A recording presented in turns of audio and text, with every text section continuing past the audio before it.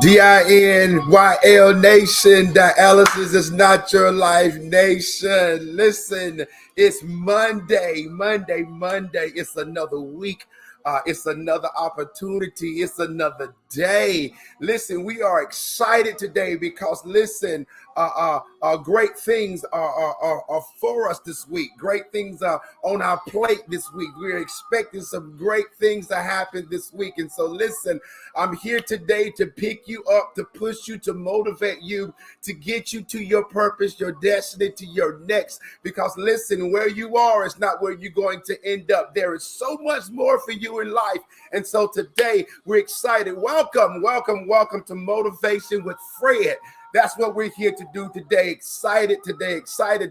We're pumped up today. Want to throw a shout out to my wife being on today. Grateful for her for being on today. Excited, and others who are on today. Listen, for those who don't know anything about me, I want to let you know that I am a former dialysis patient. I was on dialysis for 3 years. I'm now a kidney transplant patient. I'm an advocate for kidney disease and the dialysis community, kidney transplant community. I'm excited today to be here. Great things are happening in my life as well. I'll be able to share some of those things with you. Hopefully on next week, great doors are opening, new opportunities for me, and also for my book. It's opening great doors for me. This book, Dialysis is Not Your Life, is international. It's around the globe. It's being used as a tool to help the patients who are on dialysis, kidney disease, transplant, to live their best life, to go after. Also, it helps bridge the gap between the doctor and the patient to bring the understanding. It's not a medical book. No, this right here is a book for you to live, get your energy back, get your life back, your sex drive, your dance, your groove, all those different things. Get it back and live your life to the fullest. The workbook is, I keep telling you guys about the workbook. It's coming. This right here is the manuscript. The workbook is going to look like this, a little bigger, but it's coming. So that right there, I can be right there with you to help you put your life on the dotted line and get your life back. No more excuses. No more. Listen, quick commercial break. I want to give a shout out to Dwindlin Williams. Listen, he has Kidney Trails Tales.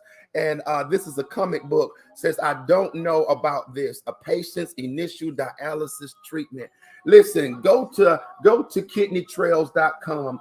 Pick this right here up. This right here gives the initial, so you will know what's going on with you, what to expect. This right here is something. Get it for your loved ones. Get it so you can understand. If you are a caregiver, so you can understand what your loved one is going through. This right here is something. And also get this. This is on Amazon.com, so you can understand as well. We're excited today. We have an awesome motivational session for you today. Wow. I mean, I'm excited about it. Listen, don't let fear stop you. I want to talk about that today. Don't allow fear. Don't allow it to stop you. Why? Because you have the power. You have the power to do it. You have the power to move beyond it. Let me say it like this. Listen, we all have fears. Every one of us, everybody have fears. I don't care. You can say, well, I don't fear nothing. You fear something. There's something in your life. There's something that you fear. Webster's dictionary says phobias, the fear of something. So when it comes to me, Fred Hill, I don't even want to say this, but listen, spiders and snakes, my fears, that's my fear right there, spiders and snakes. But what I come to realize is this, is that fear only exists in the mind. I'm going to say it again. Fear only exists in the mind. So I'm going to ask the question, what are you afraid of? What are you afraid of? Because the reality is this, the same things that I'm afraid of, spiders and snakes, there are people who have these things as pets, loving them. I mean, pets with spiders and snakes and whatever it is, the thing. So that tells me that if fear was truly real, then everyone would be afraid of the same things. But listen, fear only exists in the mind. Someone broke it down like this: fear, false evidence appearing real. Someone else said that fear is the lies that we tell ourselves to give ourselves the excuse to say, I can't. Listen, I'm not here to debate. I'm not here to debate your fears. I'm not here to tell you whatever your fears. And no, I'm not. That's not my thing today. I'm here to tell you this. Don't allow your fear to stop you. That's all I'm saying. Whatever you might be afraid of, don't allow it to stop you from moving forward to your purpose, your destiny, going after whatever it is that you desire in life. Whatever it is, don't allow your fear to stop you. Let me say it right here. When fear dominates you, when fear dominates your mind to the point to where you become paralyzed, to where you can't move, you can't make a decision, you begin to panic, you begin to faint, you begin to fall out. Understand, listen, fear has come to the place to where it rules your life. And today I'm telling you, no. Do not allow fear to cause you to sit and panic and put yourself in a place where you say, well, I'll never go after my dreams. I'll never go after this. I'll never move beyond where I am. No. Listen, I'm here to teach you and push you and motivate you, to tell you it's in your mind. Do it scared. Whatever that it is, go after it. Scared, go after it. Don't allow it to cause you to be in a place where you can't move. Because the reality is, you got to step out on faith. You got to step out and move. You got to continue to believe. Let me break something down. Fear is the God-given emotion that causes us to caution, causes us to be in a place of caution. Because listen, it's a good thing. Let me say this right here. Fear itself as the emotion that God has given and why God created it for us is a good thing, because it causes us to take a second look. It causes us to be in the place to pay closer attention.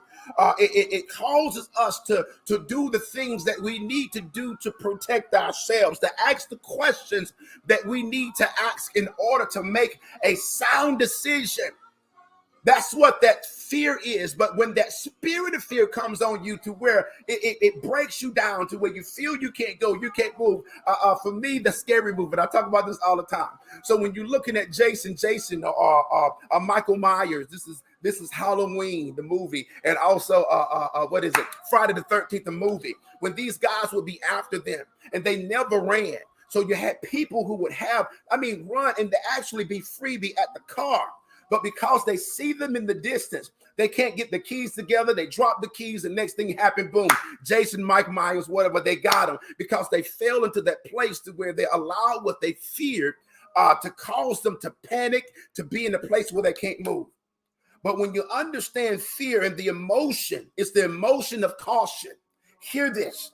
It is supposed to push you to safety, to seek security, and to do whatever you need to do to protect your life. I'm going to say it again. Caution. That's what fear is. It is the emotion of caution that pushes us to seek safety, to seek security, and to do whatever we need to do to protect our lives and or our loved ones. And so when I came to this point, I realized, I understood this. Hear this. When it came to fear, I come to realize that many of us, we are fearing the wrong things. Because the reality is this, for me, for spiders and snakes, that's the wrong thing for me to fear. My true fear, when you understand, is this, to where I live a life and I do not accomplish my dreams, my desires, my aspirations, and I die and I go 6 feet underground, never accomplishing. That's my fear. Fear should really be in a place of where remaining sick or remaining broke, living your life this way all your life, that should be a fear. To where you never have the money to pay bills. You never have anything to do to go out with your loved ones. That you're always sick. No, that should be that fear. That should be a fear. To where you never be, that you never have, that you never do the things that God has created for you to do or assigned for your life to have a better life. It should be a fear that I'm not the greatest father in the world or the greatest husband in the world. It should be a fear in there to say a caution so that I would seek safety. Hear this. I would seek safety to make sure those things that I fear will not rule my life, that I will not die broke. I will fulfill everything. That caution of fear should push me to security, to seek security, to get the knowledge, the understanding, the insight, ask the questions, to go back to school, to get a better job, whatever. I mean, step out and do my own thing, whatever this is, in order that I live my life to the fullest. That should be that fear that pushes you to go and do, to pushes you to go and get, to push you and make you become. Because I don't want that fear of me not having, me not being, me not doing. Nah, that's what I fear. Not the spider, because the spider can't do that. Not the snake, because the snake doesn't do that. And so what I realize is that power of fear, I'm going to give this analogy of the zoo and the cage. Because what fear does, it causes us to live our life in a cage. It causes us to be in a place to make us feel that everything outside the cage, who owns the cage, controls our life. To say, so far, but no further. We allow them to pull us out of our prosperous environment mentally, to make us feel that we can never be beyond the cage. To every decision that we make is based beyond, this is how far I can go. This is what only I can eat. This is what only I can do. Fear makes us to become inferior to everything that's outside the cage, to make you feel that that everything is bigger than you and everything is greater than you. So therefore we have this complex of to where we cannot be confident in ourselves. A place where low self-esteem takes over us. A place where we're intimidated by everything and everyone. That's what fear does. But can I tell you something?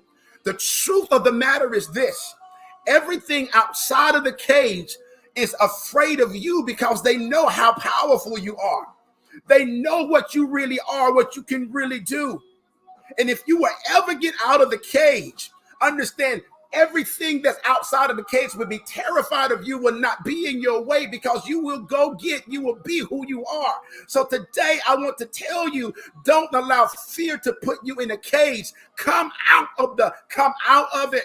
Be who you really are. Go after everything that you have that you desire, because the reality is this. Everything that you desire to have, everything you desire to be, everything you desire to do is beyond your fear, right outside of your fear. So as long as you live in the cage of fear, you will never do, you will never accomplish, you will never have. You will die in that place of never accomplishing anything. So today, I'm saying this to you. The Bible says in 2 Timothy 1:7, God has not given us the spirit of fear, but power, love, and sound mind. Power over everything that you fear. To love yourself beyond what you are afraid of. And it's giving you the self-discipline. So again, to go and seek the safety, to fight with everything that's in you, to break the mold, to break the cage, fight to get everything that is rightfully yours. Everything. Because understand, God's will for us is to prosper, to be in good health. Hear this. That's his will and to be in good health. That's the will of God. And so my word to you today is, don't allow fear to stop you. Get up from where you are. Go and get your life, because what life is waiting on you. Do not allow whatever it is that you fear to tell you you can't have it, you can't be it, you can't do it. Because the reality is you can. Get out of your own mind. Get out of your own way with your fears. Do it scared and watch every door open, everything you need.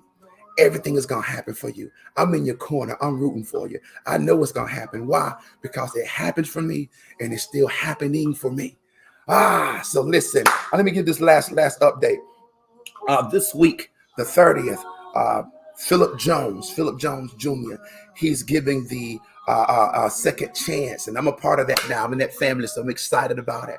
So with Jonathan Traylor and also Tafaro Cook, It is going to be the Diabetes and High Blood Pressure Conference, June the 30th, that Thursday at 6 p.m. Eastern Standard Time. So listen, this is going to help all of us, because once I had my kidney transplant, some of the medications that I take has caused me to have symptoms of diabetes. So sometimes, some days, I have to give myself an insulin shot.